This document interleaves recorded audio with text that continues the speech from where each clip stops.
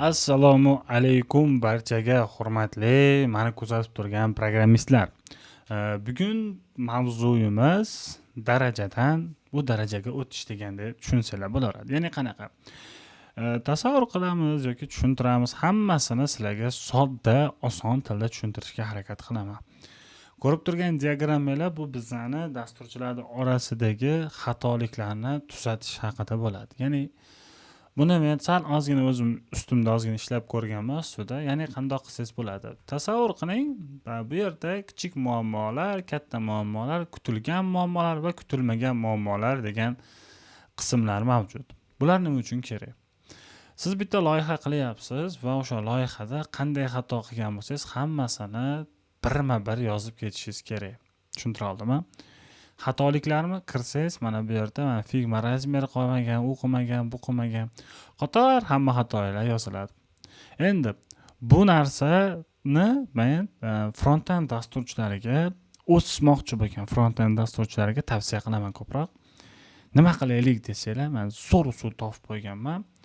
Boshqa usulni sinab ko'rasizlar. Qanday bo'ladi? Birinchi navbatda qiladigan ishinglar Trello ochasizlar. Trello bu biladi ko'pchilik, mendan ham yaxshi bilsanglar kerak. Trello ochib turib, mana bu yangi ochamiz biz. Bu yerga yozamiz. Misol uchun saytlar uchun deb turib yozamiz. Mana bu holatda ko'rayotgan bo'lsanglar albatta. Va bu yerga esa, ya'ni birinchi sayt deb yozasiz. Sayt. Ya'ni birinchi qilgan sayt. Nomini yozib qo'ysangiz ham bo'laveradi. U men nomsiz bo'lgani uchun shunaqa. Ikkinchi sayt. Uchinchi sayt. Xullas, takday. 4-sayt va 5-sayt deb yozamiz. Mana bunday holatda. E'tibor bering, men 4-sayt yoki 5-sayt yozib oldim, to'g'rimi? Nima qilasiz? Bu sahifani vazifasi faqat xatoliklar topish uchun ishlatasiz. Tushuntira oldimmi? Faqat xatoliklar uchun. Ya'ni birinchi sayt qildingiz, nima muammolar kelib chiqdi? Kelinglar bitta Figmani ochamiz. Men bu yerda bitta Figma topib qo'ygandim mana.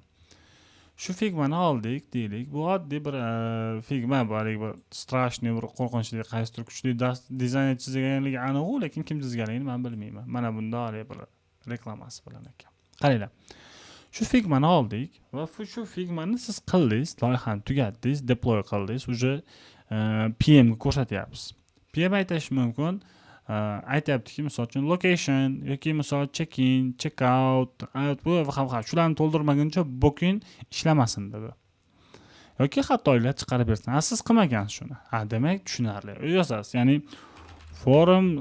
forumda sizda o'sha ketdi. Nima xatolik chiqqan bo'lsa shuni yozasiz. Ya'ni ma'lumotlar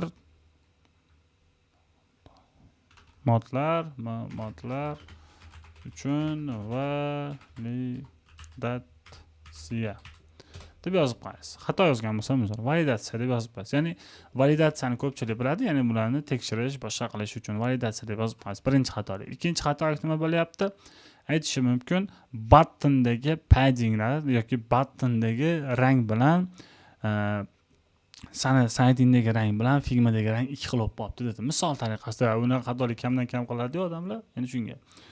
Misol uchun Figma color, Figma btn color и aytasizki website color btn color deysiz.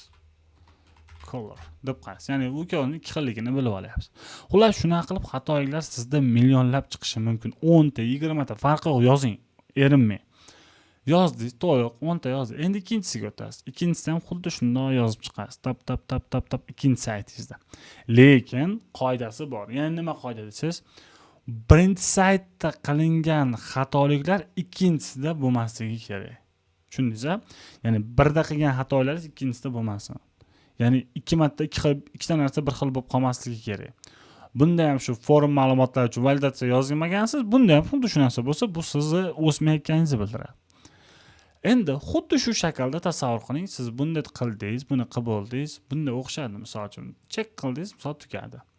Check qildingiz, bunda ham tugadi. Bu zo'r. Ko'ryapsiz, o'sha check qilyapsiz. Endi bunga qaraysiz, ikkita saytdagi ikkitasini xatoligini tekshirasiz. uchinchi saytga o'tganda 1 2 3 2 degani qidirasizda, bu 3 ga muammo qolgizmaysiz. Mana 1 2 dagi muammolar bunda bo'lmasin. 4 dagida 3 tasiniki bo'lmasin, 5 dagida to'ralasiniki bo'lmasin. Xuddi shuni qilib siz darajama-daraja step by step deganlaridek o'sib borasiz. Endi mana shu narsani yaxshilab o'ylab ko'ring o'zingiz. Shu narsani xuddi shu tempda qilib boradigan bo'lsangiz, siz 10-saytingizga kelganda уже sizdan muammo topolmasliklari kerak bo'ladi. Siz shunday ko'ryapti, muammo topolmasligi kerak. Misol qanaqadir muammo bo'lishi mumkinmi? Tasavvur qiling, misol 3-saytingizda muammo bor. Bu chiqib qoldi nima? Animatsiya ishlatmagansan. Misol uchun animatsiya ishlatmagansan dedi. Animatsiya yo'q ekan. Ha, bo'ldi, tushundingiz. Animatsiya qo'shishim kerak ekan dedingiz-da, buni endi tasavvur qiling, 4-sayt u narsa bo'lmaydi. 5 ga o'tganda umuman boshqa olam bo'ldi. Va tasavvur qilingiz qanchalik kuchayib boryapsiz kundan kunga. Bu narsalarni tugatganingizdan keyin endi sizni front-end bilan muammoingiz qolmadi. Uje Figma bilan ishlashda muammoingiz qolmadi. Siz yaxshi kod yozyapsiz, yaxshi kod yozyapsizmi yo'qmi bilmayman, lekin bu yoqdagi saytdagi ishlatishlaringiz takda mana bunday shaklda bo'ladi. Endi kodingga o'tasiz. Ikkinchi qadamingiz bu kodingda bo'lishi kerak. Qandoq? Misol tariqasida aytaman, mana shu joyda ikki xil kod bor, ko'ryapsiz-a? Ya'ni tasavvur qiling, bu yerda color text deyilgan, ya'ni Tailwind yozilgan TypeScript asosida, string deyapti, item deyapti, kelayotgan itemni array shakliga olganda yozib qo'yapti. Titlening misol uchun customized language ga qarasangiz, bu Ion 8 language ga qarab ishlaydi ekan. Wow, zo'r. Xo'p, nima muammo bor? Nimani hal qilyapti bu? Title kelayotgan paytda backend tomonlama title mana bu ham bir xil, ikkovi ham bir xil, e'tibor bering, ikkovi ham bir xil. Bu mana shu, bu esa buncha bo'lib ketgan. Ko'ryapsizmi? Ikkovi ham bir xil ish qiladi. Ikkovi ham shu tilga qarab o'zgaradi.